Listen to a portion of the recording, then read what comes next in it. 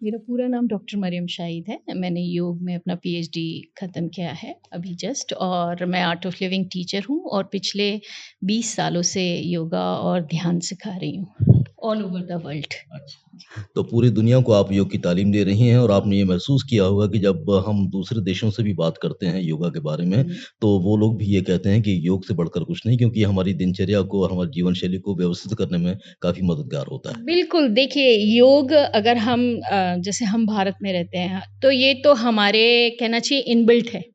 हमें इसको सीखने की ज़रूरत नहीं है। बस हाँ, थोड़ा-सा अभ्यास और अनुशासन, क्योंकि योग जो है लोगों को ऐसा लगता है कि ये बहुत ही स्लो प्रोसेस है और सिर्फ़ ध्यान कराते हैं, बट ऐसा नहीं है। योग भी अलग-अलग चरण में किया जाता है और सबसे इम्पोर्टेंट जो, अगर हम पतंजलि योग सूत्र की बात करें, जहाँ से योग आया है हम कहते हैं, तो उसमें ऐसा नहीं है कि सिर्फ़ शरीर के लिए हमको योग करना है। योग शुरू ही होता है अथ योग अनुशासन। योग क्या है? अपने आप में एक डिसिप्लिन है। और डिसिप्लिन क्या 2 तरीके से होता है। एक तो होता है शासन, जो कोई और हमें बताता है या हमारे ऊपर लागू करता है, और एक होता है अनुशासन, जो हम खुद के ऊपर लागू करते हैं। जैसे ब्रश करना, टाइम पे सोना, टाइम पे खाना खाना, तो ये सारी चीज़ें, टाइम पे एक्सरसाइज करना। तो ये सारी चीज़ें जो है धीरे-धीरे अगर हम एक सही अनुशासन अपने डेली के दिनचर्या में शामिल करें, तो वही योग है। योग का मतलब ही है जुड़ना। तो खुद से खुद के साथ का कनेक्शन, मैं यही मानती हूँ कि जो कुछ भी हम डेली करते हैं वही योग है। तो आपने दुनिया भर को जब ये योग की तालीम दी है, तो क्या अनुभव आपको प्राप्त हो रहे हैं रोज़ाना?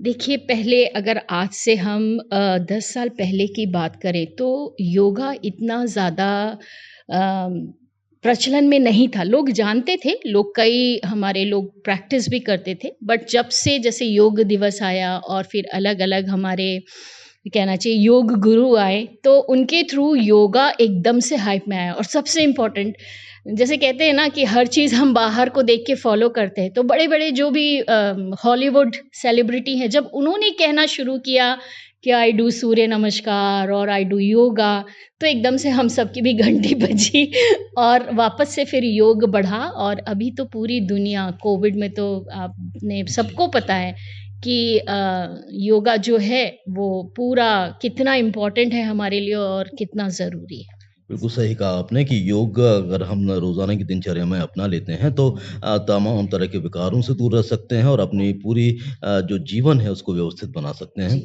मरियम जी, हम अपने कार्यक्रम में रोज़ाना चर्चा कर रहे हैं योगा से जुड़े हुए लाभों की और किस तरह की बीमारियों में योग कारगर हो सकता है इसके बारे में। आज हम बात कर रहे हैं वर्टिगो की, जो कि आप देख रही होंगी आजकल बहुत कॉमन होता जा रहा है। बहुत सारे मित्र मेरे भी मुझे मिले, तो उन्होंने बोला कि मुझे वर्टिगो हो गया है और मैं बहुत चक्कर आते हैं, बहुत सारी चीज़ें ऐसी हैं। तो क्या वजह, पहले तो ये बता दें वर्टिगो की, फिर उसके बाद हम आते हैं योग और आसन और प्राणायाम पर। देखिए, जैसे उसकी बीमारी तो हम नहीं कह सकते, क्योंकि ये सब हमारे, हाँ, डेली कुछ ना कुछ जो भी हम दिनचर्या उसमें कोई ना कोई गड़बड़ी करते हैं या जीवन शैली में हमारे कुछ गड़बड़ होता है, तो ये सारी लाइफस्टाइल डिजीज़ है। तो वर्टिगो, देखो वर्टिगो का सबसे पहले तो मतलब ही यही होता है कि चक्कर आना या फिर जैसे धुंधला हो जाना।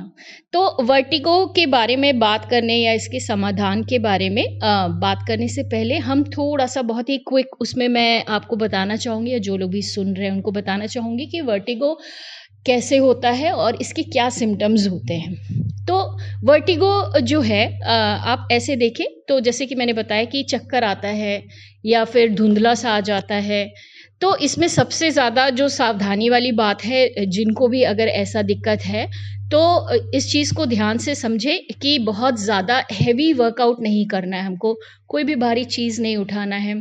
स्पेशली जब आप ड्राइव कर रहे हैं, क्योंकि ये कभी भी हो जाता है। तो अगर ड्राइव कर रहे हैं तो उसमें भी बहुत सावधानी बरतें। बेसिकली इसमें होता क्या है कि हमारे जो इनर ईयर्स होते हैं, उसमें कुछ फ्लूइड्स होते हैं जिसका इम्बैलेंस हो जाता है और वो कनेक्टेड होता है हमारे ब्रेन से।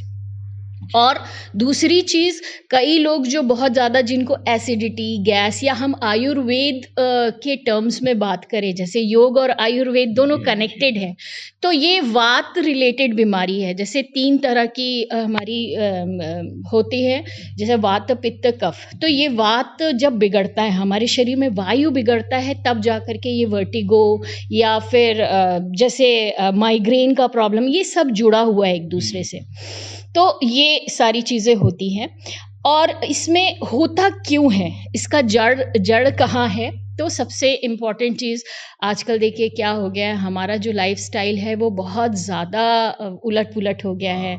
हम सोने के टाइम पे जाग रहे हैं, जब हमें नहीं खाना है तब हम खा रहे हैं, और खाना भी हम क्या खा रहे हैं, बहुत ज़्यादा जैसे कहना चाहिए प्रिज़र्व्ड, या बहुत ज़्यादा स्पाइसी खाना, या बहुत ज़्यादा कहना चाहिए रिफ़ाइंड शुगर या रिफ़ाइंड आटा या मैदा हम खाते हैं।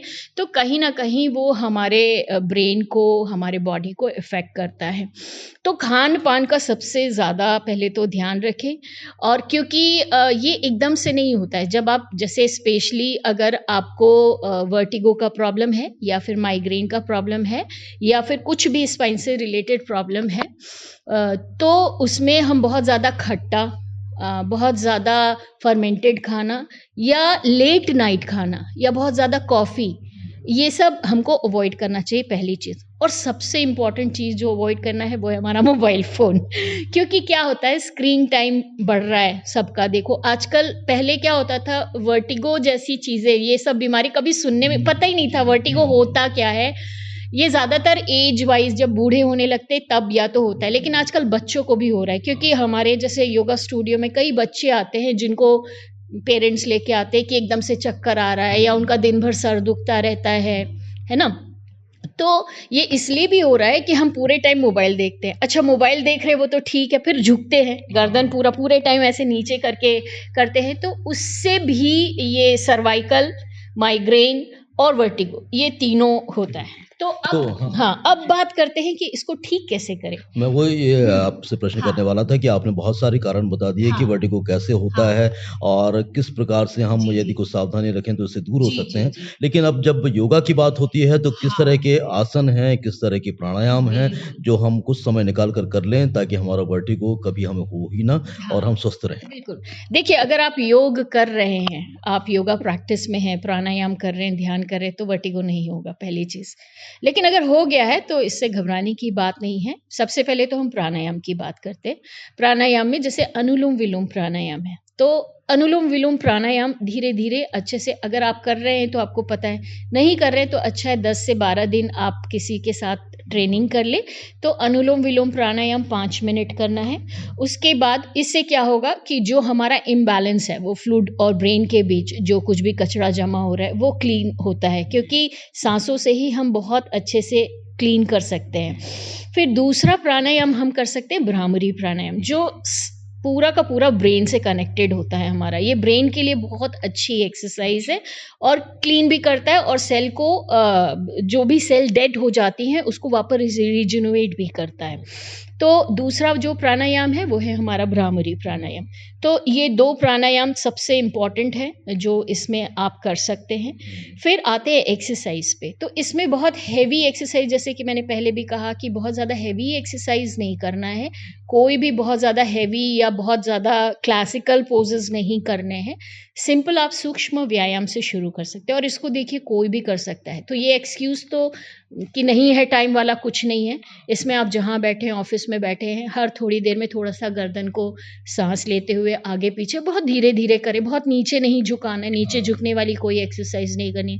गर्दन को धीरे-धीरे right to left, left to right घुमा लें, फिर पीछे आगे घुमा लें, थोड़ा-सा शोल्डर अप डाउन कर लें। तो ये थोड़ा-सा सूक्ष्म व्यायाम कर लीजिए। फिर आसन, अगर आपके पास टाइम है, तो हाफ कैमल पोज़, फुल नहीं, उस्ट्राट आसन जिसको बोलते हैं, वो हाफ कैमल पोज़ आप कर सकते हैं। फिर भुजंग आसन में भी अलग-अलग 3 वेरिएशंस होते हैं, तो फर्स्ट, सेकंड एंड तिर्यक भुजंग आसन कर सकते हैं। फिर खड़े होकर के आप थोड़ा-सा सिंपल, बहुत गर्दन पे प्रेशर नहीं डालते हुए ताड़ आसन आप कर सकते हैं, कटी चक्र आसन कर सकते हैं। तो इस तरीके से 6 आसन जो हैं, इसके लिए हर योगा टीचर आपको बोलता है कि आपको करना करना चाहिए। तो ये आपने जो आसन और प्राणायाम बताया तकरीबन कितनी देर में हो जाते हैं? और कैसे यदि हम इसको डेली रूटीन में ढालें तो वर्टिगो जैसी समस्या से बच सकते हैं? वर्टिगो के लिए स्पेशली आपको करना है तो हार्डली 15 मिनट, 15 मिनट से भी कम समय लगता है, और इसको अगर आप 2 पार्ट में डिवाइड करेंगे तो 5-5 मिनट। मतलब आप सूक्ष्म व्यायाम कर रहे हैं तो ऑफिस में करते-करते, एक तो बहुत देर हम सिटिंग भी करते हैं ना, तो भी ये सारी प्रॉब्लम्स बढ़ रही हैं। पोस्चर का बहुत ध्यान रखें, बार-बार अपने आप को याद दिलाएं। अगर कई बार आप कंप्यूटर पे हैं या लैपटॉप पे काम कर रहे हैं तो सीधे होके बैठने की कोशिश करें, चिन अप रखें, गर्दन को बहुत ज़्यादा नीचे नहीं झुकाएं। अगर नीचे झुक के कुछ आप राइटिंग वर्क कर रहे हैं तो थोड़ी-थोड़ी देर में अपनी कुर्सी से उठ के या तो वॉक कर लें या गर्दन को घुमाएं, तो ये सब 2 से 3 मिनट लगते हैं। प्राणायाम 5 मिनट लगेगा, और जो 4 से 5 आसन बताए वो 10 मिनट में हो जाते हैं। ज़रूरत है इसको डेली रूटीन में ढालने की। बस योग क्या है, कोई 2 महीने 4 महीने जिम जाने जैसा या कहीं क्लास जाने जैसा नहीं है। देखिए, योग एक ऐसी चीज़ है जो आपके डेली रूटीन का हिस्सा है, ये आपके जीवन का हिस्सा है, इसको आप अलग नहीं कर सकते। और अगर आपको लग रहा है कि अभी तक मैंने शुरू नहीं किया, वो तो है ही आपके जीवन में, आप जुड़े ही हो। देखो, अभी हम हर एक पूरी दुनिया से जुड़ते हैं, अपने काम से जुड़ते हैं। इस वक़्त ज़रूरत है कि हम खुद से जुड़ें, और योग हमें खुद से ही जोड़ता है। खुद से खुद की एक जो यात्रा है, जिसकी अभी बहुत कमी है, कि हम क्या हैं, हमें क्या चाहिए, तो ये योग वही चीज़ आपके अंदर उभारता है। मरियम जी, आपने कुछ उदाहरण भी देखे होंगे जिसमें आपने किसी भी विकार को दूर करने के लिए जब कंटिन्यू लोगों को योगा कराया, प्राणायाम, हाँ। आसन कराए हैं, तो उनका वो विकार दूर हुआ है? हाँ, बहुत, पता नहीं हज़ारों लोग होंगे जो आए हैं, पहले कुछ नहीं कर रहे थे या बहुत कुछ ट्राई करके आते हैं और योग करते हैं, और अभी तो वो सालों से योग से जुड़ जाते हैं। देखिए, अभी ज़रूरत है सिर्फ़ स्टार्ट करने की। जब एक बार आप कोई चीज़ शुरू करते हो ना, तो योग भी एक आदत जैसा बन जाता है, फिर आप उसके बिना नहीं रह सकते।